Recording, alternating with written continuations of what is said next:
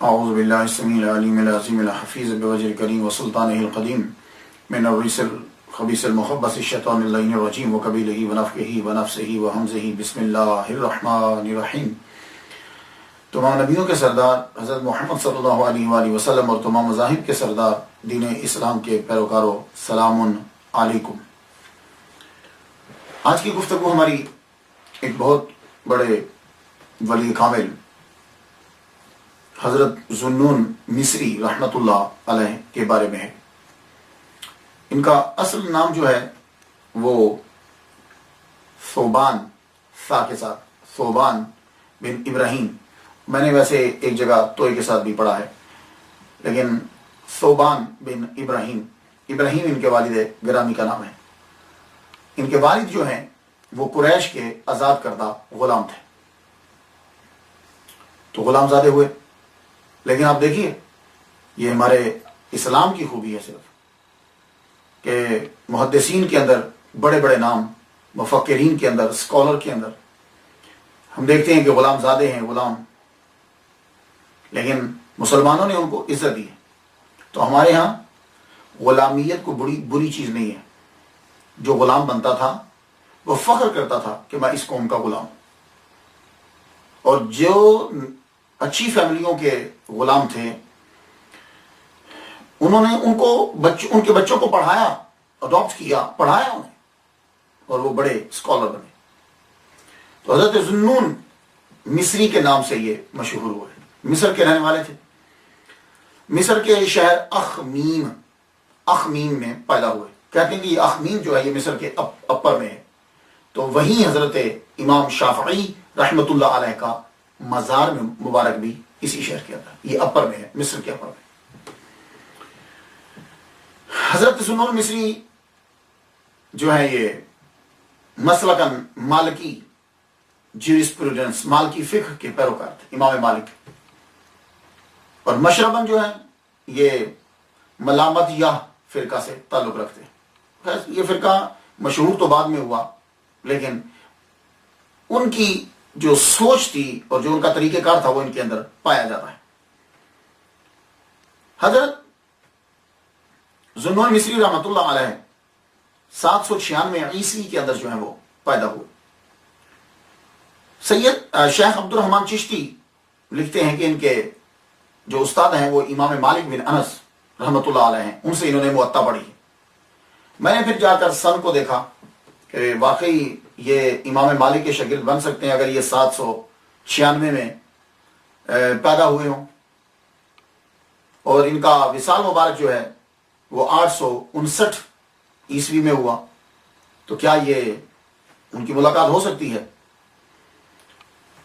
تو یہ ذہن میں رکھیے گا کہ امام مالک پھر ان کے استاد نہیں بن سکتے۔ وجہ یہ ہے کہ ان کا وصال مبارک امام مالک کا جو ہے وہ ان کی ولادت سے 1 سال قبل ہو گیا، کیونکہ یہ پیدا ہوئے 796 عیسوی میں، اور امام مالک کا وصال مبارک جو ہے وہ 795 میں ہو گیا۔ تو جو ان کی ولادت سے 1 سال قبل فوت ہو رہے ہیں، وصال پا رہے ہیں، ان کے یہ شاگرد کیسے بنیں گے؟ تو اس لیے یہی وجہ ہے کہ زیادہ تر ہمارے ہاں یہ نہیں دیکھا جاتا سن 1900 یہ تو سن، اصل بات پہ جو ہے وہ توجہ دی جاتی ہے۔ تو حضرت ذوالنون مصری رحمۃ اللہ علیہ مالکی تھے، ہو سکتا ہے کہ کسی ان کے شاگرد ہوں۔ ذوالنون مصری کے بارے میں لکھا جاتا ہے کہ انہوں نے توبہ کس طرح کی، تو میں یہ لفظ توبہ جو ہے یہ اس سے ذرا اختلاف کرتا ہوں۔ وجہ یہ ہے کہ یہ پہلے ہی علم طب، علم ریاضی، کیمسٹری، اس کے زبردست عالم تھے، اور باقی علوم بھی انہوں نے پہلے پڑھے ہوئے تھے۔ ہاں، آپ یہ کہہ سکتے ہیں کہ ذوالنون مصری رحمۃ اللہ علیہ تصوف کی جانب کم مڑے۔ ہاں، کوئی ایسا تاریخ کے اندر ہمیں نہیں ملتا کہ ان کی زندگی جو ہے وہ پہلے ذرا کوئی ہٹ کے ہو۔ یہ ہے کہ تصوف کے اندر نہیں تھے، باقی ان کی زندگی ایک اچھے مسلمان کی طرح گزار رہے تھے۔ تو تصوف میں یہ کس طرح پلٹ کرا؟ تو یہ گفتگو کرنے سے پہلے میں 2 چیزوں پر اپنے سامعین کو، سننے والوں کو اور ناظرین کو، دونوں کو 2 چیزیں بتانا چاہتا ہوں۔ ایک تو ان کا نام جب ثوبان ہے تو ذوالنون کیسے پڑا، اور یہ ذوالنون کا میننگ کیا ہے، اور دوسرا جو ملامت یہ فرقہ ہے یہ ہوتا کیا ہے، یہ ملامت ہے کیا؟ یہ جب سمجھ میں آ جائے گی تو حضرت ذوالنون مصری رحمۃ اللہ علیہ کا مرتبہ کچھ واضح ہو جائے گا۔ نام کا شخصیت پہ بڑا اثر ہوتا ہے. اگر کسی کا کوئی نام مشہور ہوا ہے تو کوئی ریزن تو ضرور ہوگی. تو میں نے 2 کتابیں پڑھی, دونوں میں مجھے ڈفرنٹ نظر آیا ہے. پہلے سن لیجئے. پہلا یہ بتاتے ہیں, ایک رزلٹ یہ ہے, تحقیق یہ ہے, کہتے ہیں کہ پتہ نہیں ہے کہ ان کا نام ذوالنون کیوں ہے, یہ ہمیں معلوم نہیں. لیکن جب شیخ فرید الدین عطار رحمۃ اللہ علیہ کی کتاب پڑھتا ہوں تو وہاں یہ معلوم پڑتا ہے کہ آپ ایک مرتبہ کشتی میں سفر کر رہے ہیں. یہ بہت پرانی بات ہے, یعنی آپ تصور میں آ چکے ہیں اور قلندرانہ اور ملامتیہ فرقے میں شامل ہو چکے ہیں, بلکہ ان کو تو بانیوں میں کہنا چاہیے. تو وہ کیفیت تاری ہے آپ پر. تو آپ جب کشتی میں سفر کر رہے ہیں تو آپ کا لباس عجیب سا ہے, کسی ایک جوہری کا چیزیں موتی گم ہو گیا. تو اس نے کہا کہ اس نے چوری کیا ہے. ان کے اوپر شک کرنے لگے. تو آپ نے سر جھکایا ہوا ہے تو کہنے لگے پروردگار اعلیٰ میری عزت کو بچا لے, لوگ جو ہے وہ میرے اوپر الزام لگا رہے ہیں. تو ایک دم سے کشتی جو جا رہی ہے تو ہزاروں مچھلیاں جو ہیں وہ اپنے منہ میں موتی لے کر سطح آب پر آ گئی. آپ نے ان میں سے ایک کے منہ سے موتی پکڑا اور اسے کہا یہ لو, یہ لے لو. تو کہتے ہیں کہ اس دن کے بعد آپ کا نام پڑ گیا ذوالنون مصری. نون کہتے ہیں مچھلی کو. زیادہ تر جو ہے مشہور جو ہے وہ نون کا معنی مچھلی. انگلش کے اندر تو نون کہتے ہیں نا 12 بجے کو, 12 o'clock کو نون کہتے ہیں. عربی کے اندر جب نون بولا جائے گا تو سیاق و سباق بتا دیتا ہے کہ نون کا یہاں معنی کیا ہے, کیونکہ عربی کے اندر نون کے 2 معنی ہیں. ایک تو نون کا معنی ہوتا ہے مچھلی. جیسے حضرت یونس علیہ السلام کے بارے میں آپ پڑھیں گے تو پروردگار عالم قرآن مجید میں فرماتا ہے اذ ذهب مغاضبا وظنون اذ ذهب مغاضبا فظن ان لن نقدر علیہ. ظنون وہ مچھلی والے, تو ویل مچھلی, نون سے مراد بڑی مچھلی ہے. تو قرآن مجید کے اندر ذوالنون استعمال ہو چکا ہے. اسی طرح نون کا معنی جو ہے وہ دوات بھی ہوتا ہے.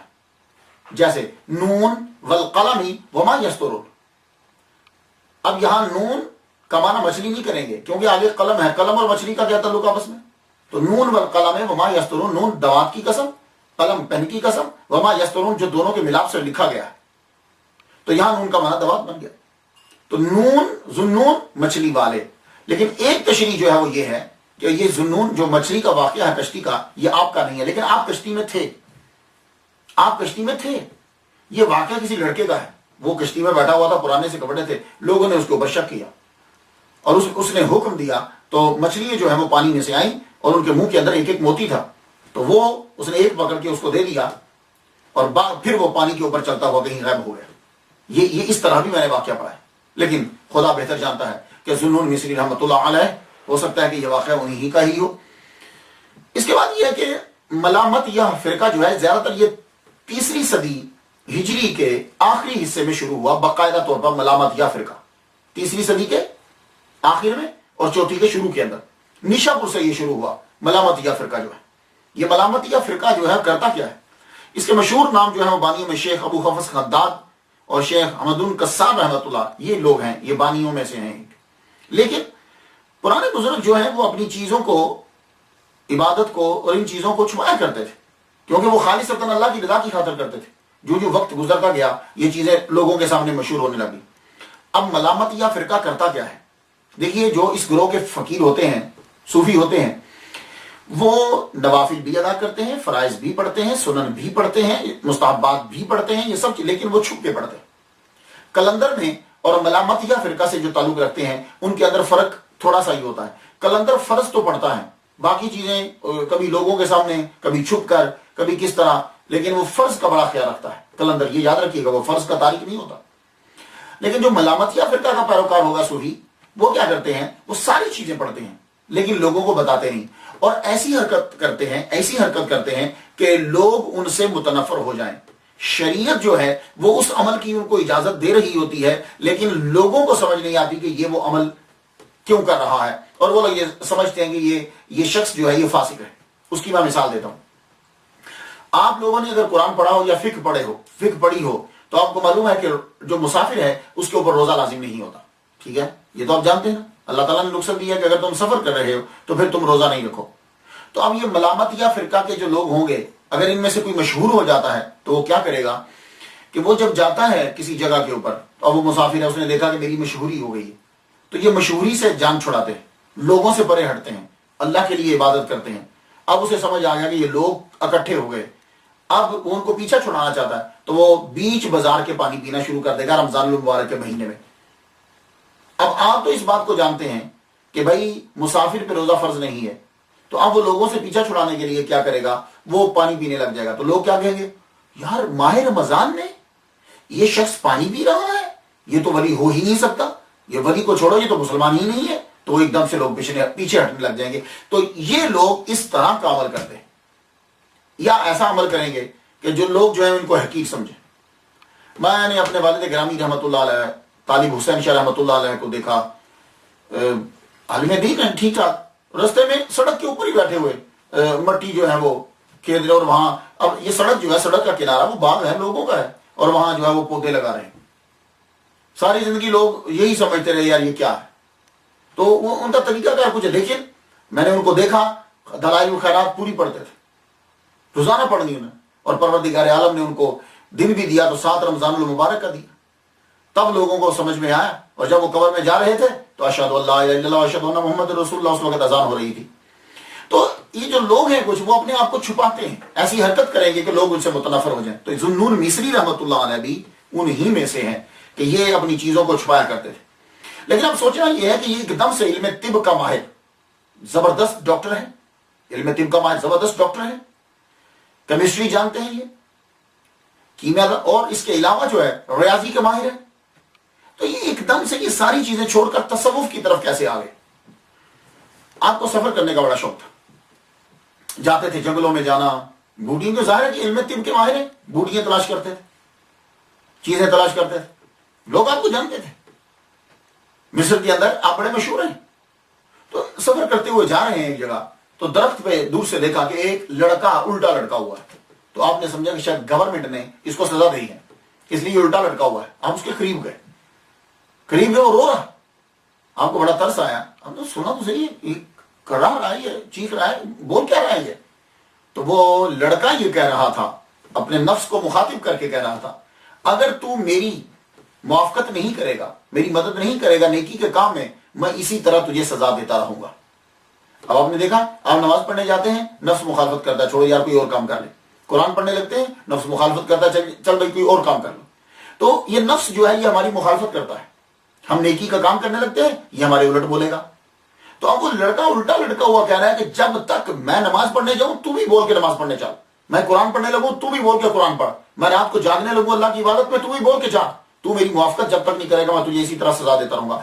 تو حضرت ذوالنون مصری رحمۃ اللہ علیہ قریب پہنچے، کہنے لگے یار تو بڑا عابد و زاہد ہے، تو کہنے لگے چھوڑیے سر، آپ مجھ سے بڑا عابد و زاہد، آپ ذرا پہاڑی پہ چڑھیے نا، آپ کو آگے نظر آئے گا، میں کوئی کچھ بھی نہیں ہوں، میں تو اس کے شکنجے میں آیا ہوں، اس کو سزا دے رہا ہوں میں کہ اس سے چھوڑوں۔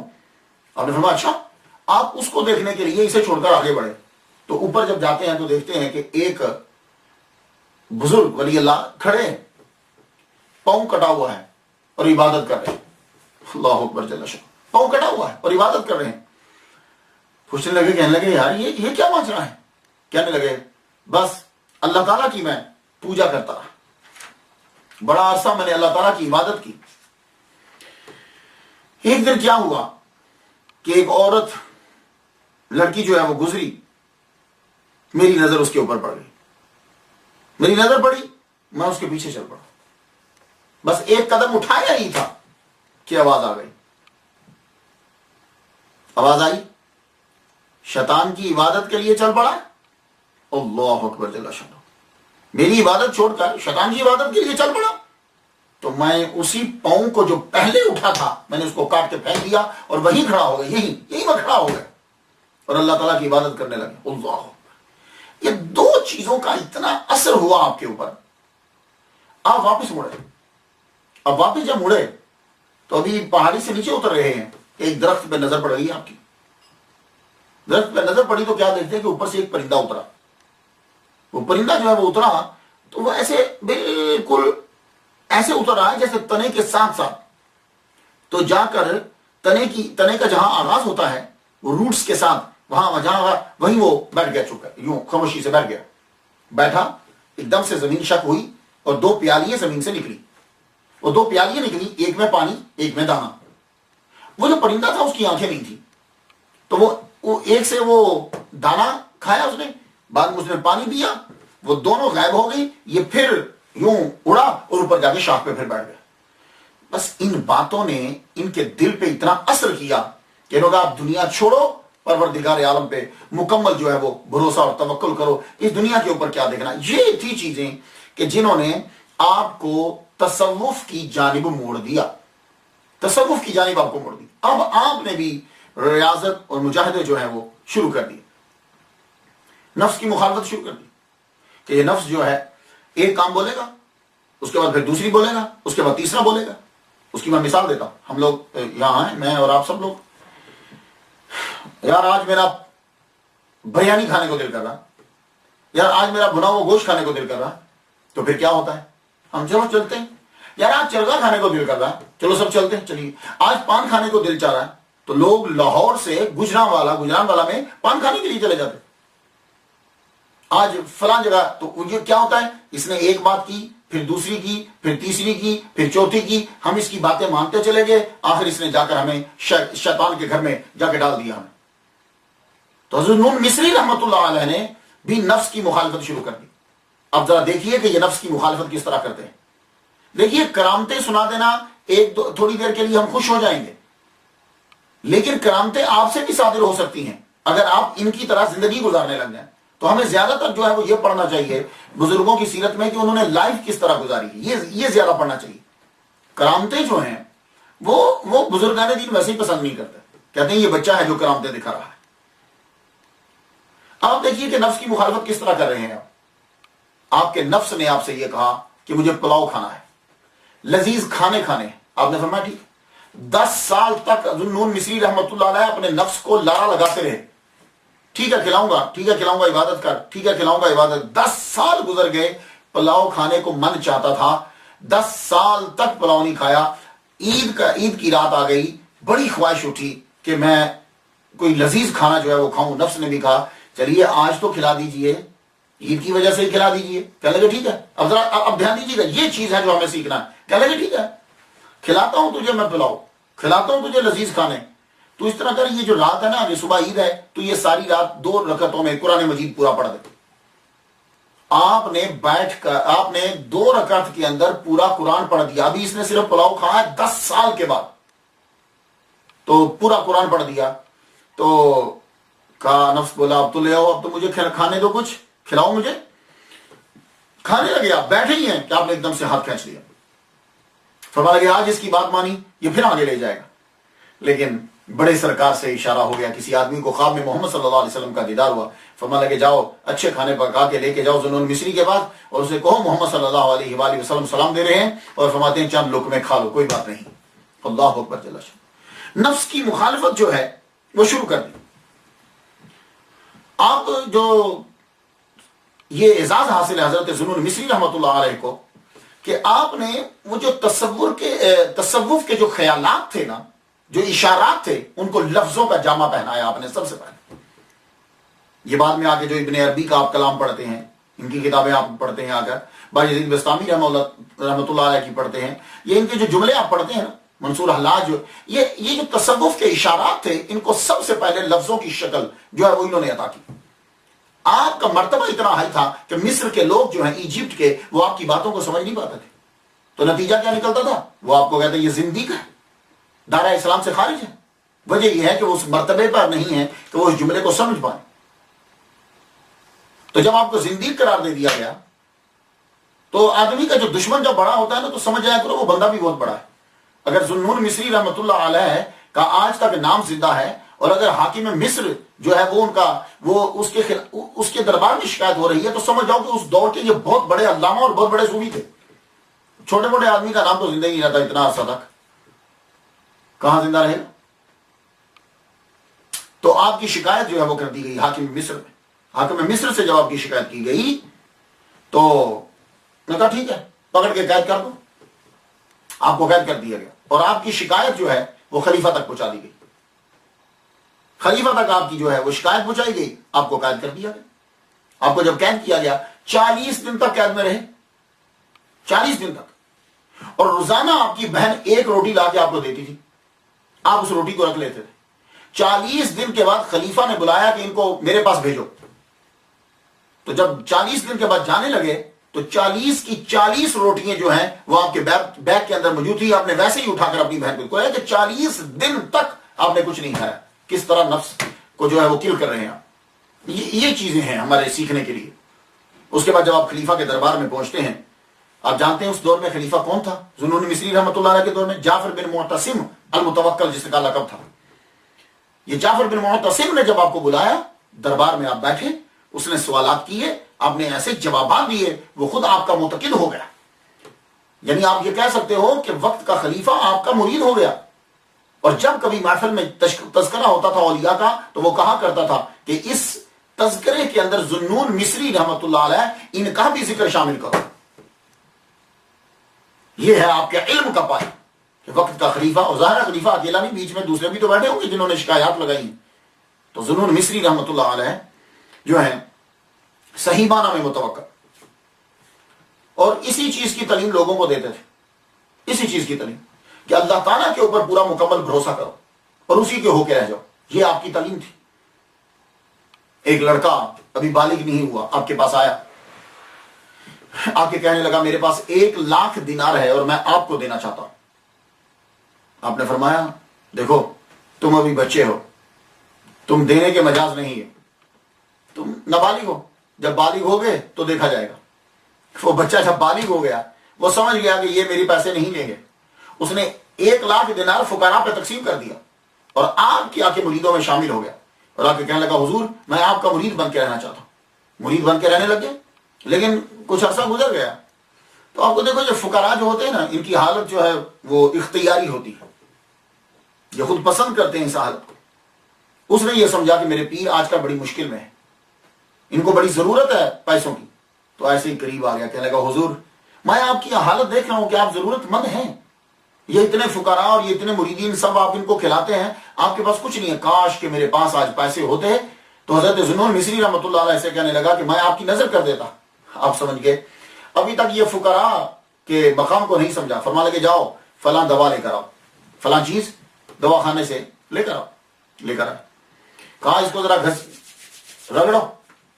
پھر کہا کہ اس کو زیتون کے تیل میں ملا کے میرے پاس لے آؤ, اس کی گولیاں بنا کے, 3 گولیاں بنانا, اس کی 3 گولیاں بنا کے لائے. آپ نے اس کے اندر سوراخ کیا, کلام پڑھا, پڑھنے کے بعد پھونکا, فرمایا یہ لو پکڑو. پکڑا تو وہ تینوں کے تینوں یاقوت بن چکے تھے. فرما لگے جاؤ تم اس کو نہیں پہچانو گے, جاؤ جوہری کے پاس چلے جاؤ اور جا کے اس سے پوچھو کہ ان کی پرائس کتنی ہے, ان کی قیمت کتنی.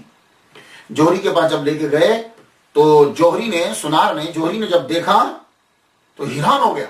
کہنے لگا اس کلر کے یاقوت جو ہیں وہ تو نایاب ہیں. یاقوت کا کئی کلر ہوتے ہیں, اس کلر کا جو یاقوت ہے, روبی جو ہے یاقوت ہے, وہ تو نایاب ہے. میں تمہیں 1,000 دینار دیتا ہوں اس کے کلر کی وجہ سے. تو مرید نے کہا میں آتا ہوں پوچھ کے, تو آگے جواب دیتا ہوں آپ کو, میں اپنے مالک سے پوچھا. تو وہ تینوں یاقوت واپس لائے. کہنے لگے حضور ان کے 1,000 دینار وہ دے رہا جوہری. فرما لگے اس کو پانی میں ڈال دو, پھینک دو. پھینک دیا. کہا بس تجھے میں یہی بتانا چاہتا تھا, مجھے پیسوں کی ضرورت نہیں ہوتی فقراء کو. اللہ اکبر, اللہ پہ بھروسہ کرو. اب اسے فقر جو ہے وہ سمجھ میں آیا.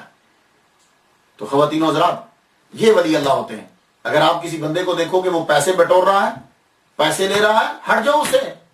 جو خود تمہاری میل لے رہا ہے وہ تمہیں کیا دے سکتا ہے؟ ولی کامل کی ان ولیوں کو ہم جو ہے مانتے ہیں اور ان کے پیروکار ہیں. ان پر کوئی انگلی بھی اٹھا نہیں سکتا. فرماتے ہیں تبلیغ میں نے بڑی کی. حضرت ذوالنون مصری رحمۃ اللہ علیہ فرماتے ہیں میں نے بہت تبلیغ کی, لوگوں کو سمجھاتا تھا, لیکن صحیح معنی میں ایک شہزادہ ہدایت یافتہ ہوا. اور یہ جو میں بات بتانے لگا ہوں, یہ بات جو ہے ٹائٹل جملہ سمجھ لیجیے. یہ اصل جو ہے, کہنے لگے صحیح معنی میں ایک شہزادہ ہدایت یافتہ ہوا. لوگوں نے پوچھا حضور وہ کیسے؟ فرمانے لگے میں مسجد سے باہر نکل رہا ہوں, مسجد سے نکلا تو ایک شہزادہ جا رہا تھا.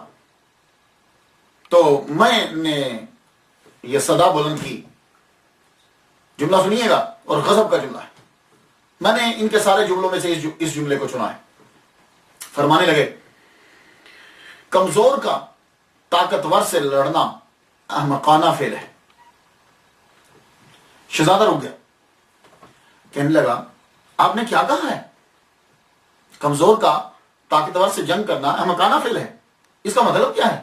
فرمانے لگے سنو، بندہ کمزور، مخلوق، کائنات کا مالک، طاقتور، تو جب یہ کمزور اس کی بات نہیں مانتا تو گویا کہ لڑ رہا ہے. تو کمزور کا اس سے لڑنا بے وقوفی نہیں تو احمق بن نہیں تو اور کیا ہے؟ شہزادے نے سنا، فرماتے ہیں چلا گیا، واپس آیا دوسرے دن، آ کے کہتا ہے کہ وصال خداوندی کے لیے کون سی راہ اختیار کی جائے، اللہ سے ملنے کے لیے، قرب کے لیے. فرمانے لگے دو راستے ہیں. سنیے، یہ چیز ہے جو ہمیں سیکھنا ہے. کرامتیں سن کر ذہن خوش ہوگا تو نکل جائیں گے. فرماتے ہیں دو راستے ہیں اللہ سے ملنے کے لیے. ایک چھوٹی راہ ہے، مختصر، شارٹسٹ. ایک بڑی. چھوٹی راہ تو یہ ہے کہ خواہشات دنیا کو چھوڑ دیا جائے، معصیت گناہوں کو چھوڑ دیا جائے. اور طویل راہ یہ ہے کہ اللہ کے علاوہ سب کو چھوڑ دیا جائے. تو وہ شہزادہ کہنے لگا یہ راہ جو طویل راہ ہے یہی چاہیے، اللہ کے علاوہ ساری چیزوں کو چھوڑ دیا جائے. فرمان لگے یہ شہزادہ ہے جو صحیح معنی میں ہدایت یافتہ ہوا اور بات کو سمجھ گیا. ہم لوگ نماز پڑھتے ہیں، اللہ اکبر، نماز پڑھی، جبکہ مسئلہ یہ ہے کہ وضو کرو تو جوانوں کی طرح کرو، نماز پڑھو تو بوڑھوں کی طرح پڑھو، اور دعا مانگو تو بچوں کی طرح مانگو. بچے رو کے چیز مانگتے ہیں، یہ اصول ہے. اور ہم کیا کرتے ہیں؟ ہم لوگ وضو کریں گے بوڑھوں کی طرح، پانی کھول دیں گے بیٹھے رہیں گے، نماز پڑھیں گے جوانوں کی طرح، جھٹ پٹ پڑی اوگ گئے مسئلہ. اور دعا تو خیر اب ہم مانگتے ہی نہیں. نماز پڑھنے کا طریقہ جو سیکھنا ہے وہ ہمیں اولیاء کرام سے سیکھنا ہے. جب ہم نماز پڑھنے جاتے ہیں، یقین جانیے، اگر آپ برا نہ مانے تو میں اتنا جملہ بول دوں کہ مسجد کو ہم نے اپنے آفس سے بھی کم تر سمجھا ہے. جملہ برا ہوگا، لوگ غصہ کریں گے، لیکن حقیقت یہی ہے. آپ پوچھیں گے وہ کیسے؟ آفس میں ہم جاتے ہیں، شاور لیتے ہیں، رائٹ، نئے کپڑے پہنتے ہیں، رائٹ، نیا جوتا پہنتے ہیں، رائٹ، خوشبو لگاتے ہیں، ٹائی شائی فٹ کرتے ہیں، ٹائم پہ جاتے ہیں، ایکٹیو ہو کر جاتے ہیں، دماغ کو حاضر کر کے جاتے ہیں.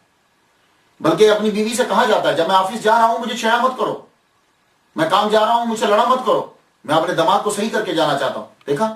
لیکن ہم جب نماز پڑھنے کے لیے جاتے ہیں تو آفس میں کون ہوتا ہے؟ باس، جو آپ کو کتنی تنخواہ دیتا ہے؟ 3,000، 4,000، $5,000. بس $5,000 نا. یہ $5,000 آپ اپنی پوری باڈی کے کسی ایک عضو کو ٹھیک کرنے کے لیے 5 کیا کئی 5 لگا دیں گے آپ.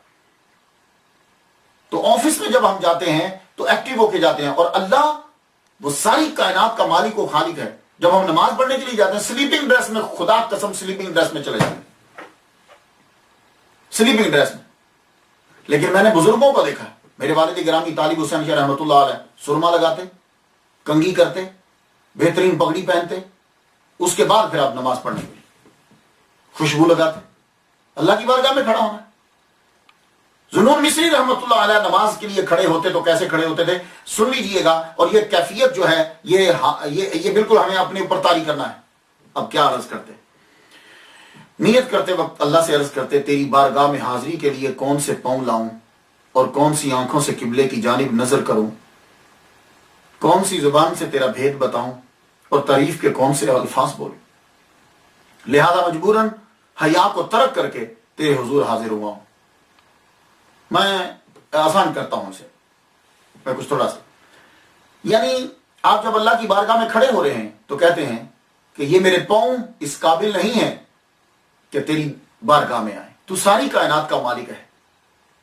یہ پاؤں اس قابل نہیں، یہ نظر اس قابل نہیں ہے کہ تیرے گھر کی طرف دیکھے، تیرا گھر بلند اور پاک ہے اور یہ نظر پاک نہیں ہے.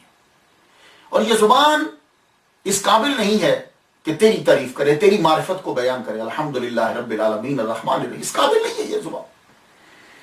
اور پھر میرے الفاظ جو ہیں، میں تیری تعریف کرنا چاہوں تو میرے پاس الفاظ ہی نہیں ہیں، کیونکہ وہ الفاظ اتنا مرتبہ نہیں رکھتے جتنا مرتبہ تیری حمد. وہ حق ادا ہی نہیں کر سکتے، وہ ان معانی کو ادا ہی نہیں کر سکتے. تو اے اللہ پھر میں نے ساری چیزوں کو چھوڑ دیا. مجھے شرم آتی ہے ان پاؤں کے ساتھ، اس زبان کے ساتھ، ان لفظوں کے ساتھ، لیکن کیا کروں؟ پھر شرم کو میں نے بلائے طاق رکھا، عبادت کو کہ تیرا میں بندہ ہوں، تو میرا اللہ ہے، تیری عبادت جو ہے وہ مجھ پہ لازم ہے، تو میں نے عبادت. یہ کیفیت جب طاری ہو جائے گی تو یقین جانیے کہ وہ نماز بھی پھر آپ کے لیے دعا کرتی ہوئی پروردگار عالم کی طرف بڑھے کہ اس بندے نے حق ادا کر دی. ہماری نماز اسی طرح کے خیالات و حالات و کیفیات سے شروع ہوتی کیا؟ نہیں ہوتی. اللہ اکبر. نماز کے اندر پتہ نہیں کتنے خیالات ہوتے. اور عاجزی و انکساری اللہ تعالیٰ کو بڑی پسند ہے، اور یہی ذوالنون مصری رحمۃ اللہ علیہ ہمیں بتلاتے ہیں. ذوالنون مصری رحمۃ اللہ علیہ کے دور کے اندر ایک بندہ تھا، وہ خود کو کہتا تھا میں اللہ کا دوست ہوں. آپ ایک دن اس کی اجازت کو گئے، فرمانے لگے جو خود کو کہے کہ میں اللہ کا دوست ہوں وہ اللہ کا دوست ہے ہی نہیں ہے. یہ یاد رکھنا، اللہ کا دوست خود کو نہیں کہے گا میں اللہ کا دوست ہوں، وہ خود سے نہیں بولے گا. یہ عاجزی اور انکساری. اور آج کل ذرا کسی کو خواب آ جائے وہ بتانا رہا ہوتا ہے، رات کو مجھے خواجہ معین الدین صاحب ملے، رات کو مجھے داتا صاحب ملے، لوگوں کو بتلا رہا میں اتنا کچھ کرتا ہوں. نہ نہ نہ، اولیاء کرام کے اندر یہ چیزیں ہوتی ہی نہیں. اور حضرت ذوالنون مصری رحمۃ اللہ علیہ فرماتے ہیں وہ مختار ہے، جب چاہے جس پہ چاہے نظر کرم فرما دے. اس لیے رب تعالیٰ سے تعلق کو جوڑے رکھو، اس سے اپنا تعلق توڑو مت، اس سے تعلق جوڑے رکھو، کبھی نہ کبھی وہ نظر کرم کر دے گا. میں نے امریکہ میں اکثر لوگوں سے یہ کہا آؤ یار نماز پڑھتے ہیں مسجد کے اندر. بولے نہیں صاحب ہم گناہ گار ہیں، ہم کہاں مسجد میں ہیں. اچھا. ذوالنون مصری رحمۃ اللہ علیہ کی بات سن لیجیے. کہنے لگے کہ میں سفر کرتا ہوا، دوران سفر میں سردیوں میں ایک جگہ پہنچا کہ جہاں برف باری ہوتی، وہ برف نے ساری چیزوں کو ڈھکا ہوا ہے.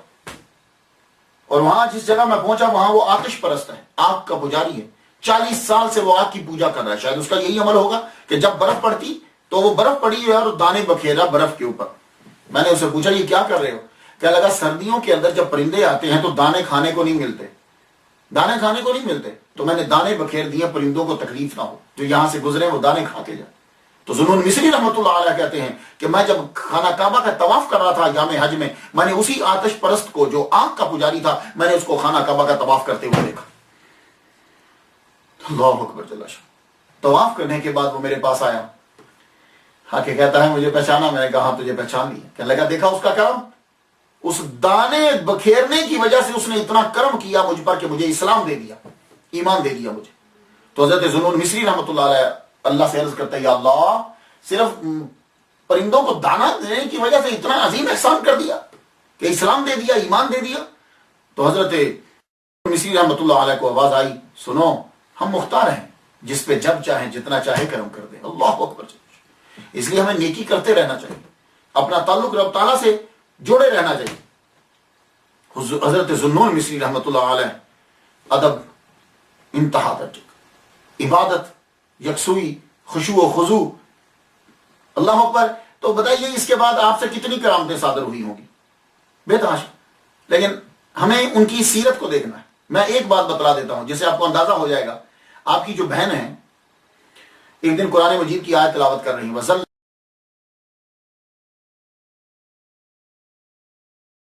عَلَيْكُمُ الْغَمَامَ وَأَنزَلْنَا عَلَيْكُمُ الْمَنَّ وَالسَّلْوَىٰ. یہ آیت تو سنی نا آپ نے کہ اللہ تعالیٰ فرماتا ہے کہ ہم نے بنو اسرائیل کے اوپر من و سلوہ اتارا. من سلوہ وہ شبنم کے چھوٹے چھوٹے قطرے، وہ شہد کے طرح میٹھے ہوتے، اور وہ بٹیرے ٹائپ کا ایک پرندہ سا یا تھوڑا سا بڑا اس سے وہ آ جاتا تھا، تو من و سلوہ اسے کہتے ہیں. تو عرض کرتی ہیں یا اللہ بنی اسرائیل پر اگر تیرا من و سلوہ اترا ہے تو یہ جو امت محمدیہ ہے، محمد صلی اللہ علیہ وسلم کا کلمہ پڑھنے والے، کیا مسلمان اس سے محروم رہے؟ اسی وقت اللہ تعالیٰ نے ان کے لیے من و سلوہ کو نازل فرما دیا. اللہ اکبر جل شانہ. تو جن کی بہن جو ان کے اثر میں ہے ان سے اتنی بڑی کرامت صادر ہو رہی ہے تو ذوالنون مصری رحمۃ اللہ علیہ سے کتنی ہوئی ہوں گی. لیکن مجھے کرامتوں پہ ڈسکس نہیں کرنا. تو خواتین و حضرات، یہ عظیم ہستی جس کو مصر کے لوگ جو ہے وہ زندگی کہتے رہے، جن کو مصر کے لوگ پہچان نہ پائے، اور یہ ہمارا وتیرہ ہے کہ ہم زندگی کے اندر لوگوں کو کم ہی تسلیم کرتے ہیں. جب دنیا سے رخصت ہوئے، جنازہ جب ان کا اٹھا تو اللہ تعالیٰ نے غیب سے پرندے کے جھنڈ پرندوں کے بھیج دیے. ان سخت دھوپ تھی، تو دھوپ پڑ رہی تھی، گرمی شدت کی تھی. تو کیا کیا کہ ان پرندوں نے یوں، آپ کی چارپائی جا رہی ہے تو پرندوں نے آ کر اوپر یوں پر پھیلا دیے اور اوپر یوں جا رہے ہیں. کئی لوگوں نے دیکھ کر جو ہے وہ اس کیفیت کو کلمہ پڑھا، اور کئیوں نے توبہ کی. تب معلوم پڑا کہ یہ اللہ تعالیٰ نے ان کو کتنا مرتبہ جو ہے وہ عطا فرمایا ہے. تو جب یہ ان کا جنازہ جا رہا ہے تو مسجد کے قریب سے گزرے تو مؤذن اس وقت اذان دے رہا تھا، اشہد ان لا الہ الا اللہ. جو ہی اس نے اشہد ان لا الہ الا اللہ کہا اور آپ نے یوں کفن سے ہاتھ باہر نکال کے انگلی کو کھڑا کر دیا. اشہد ان لا الہ الا اللہ. یہ دیکھیے یہ انگلی ضرور کھڑا کیا کرے. حضور صلی اللہ علیہ وسلم کی حدیث مبارکہ ہے کہ جب آدمی اشہد ان لا الہ الا اللہ پہ یوں کرتا ہے تو یہ شیطان کو یوں پڑتی ہے جیسے استاد چھڑی نہیں مارتا اسٹوڈنٹ کو, یہ شیطان کو یوں پڑتی. اس لیے اس کو کھڑا کیا کریں اشہد ان لا الہ الا اللہ.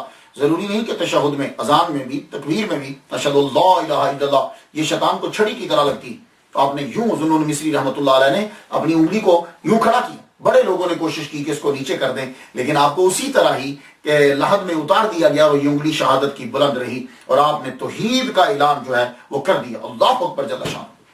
فنا فی اللہ کی زندگی جو ہے وہ آپ نے گزاری. اللہ تعالیٰ نے آپ پر بڑا ہی جو ہے وہ کرم فرمایا. آپ کی تعلیمات قابل علم, قابل عمل ہیں اور آپ کی بلندی کی عکاسی کرتی. ایک بندے نے آ کر کہا کہ میں آپ کو دوست بناتا ہوں. فرمایا صرف اللہ سے دوستی کرو, اس کی دوستی تمہارے لیے کافی ہے. اگر تم حق شناس نہیں ہو تو ایسے کی جستجو کرو جو تمہیں حق سے شناسا کر دے. آپ دنیا سے رخصت ہوئے اور آپ کا جملہ, ٹائٹل جملہ, جو پالیسی میکر جملہ ہے وہ آپ کی نظر کرنا چاہتا ہوں. ہر ولی کی گفتگو کے بعد میں وہ جملہ بولتا ہوں کوئی نہ کوئی. ان کا جملہ یہ, کمزور بندے کا اپنے طاقتور خالق سے لڑنا احمقانہ فعل ہے. ہم لوگ کمزور ہیں, یہ بات یاد رکھیے گا. خلق الانسان ضعیفا, ہم کمزور ہیں اپنے خالق سے جو ایک اشارے میں پوری کائنات کو تباہ کر سکتا ہے. ہم اسے لڑ نہیں سکتے. اس لیے اپنی زندگی کے اندر پوری کوشش کرو کہ گناہوں سے بچتے چلے جائیں اور اس سے مدد طلب کرو. آپ کا وصال مبارک جعفر بن معتصم کے عہد میں 245 ہجری میں آپ کا ہوا اور آپ کا مزار پورانوار مصر میں ہے. میں نے تو ان کے لیے تقریر شروع کرنے سے پہلے ہی فاتحہ پڑھ دی تھی. آپ لوگ بھی تقریر سننے کے بعد حضرت ذوالنون مصری رحمۃ اللہ علیہ کے لیے فاتحہ پڑھ دیجئے گا. اجازت دیجئے. وآخر دعوانا ان الحمد للہ رب العالمین.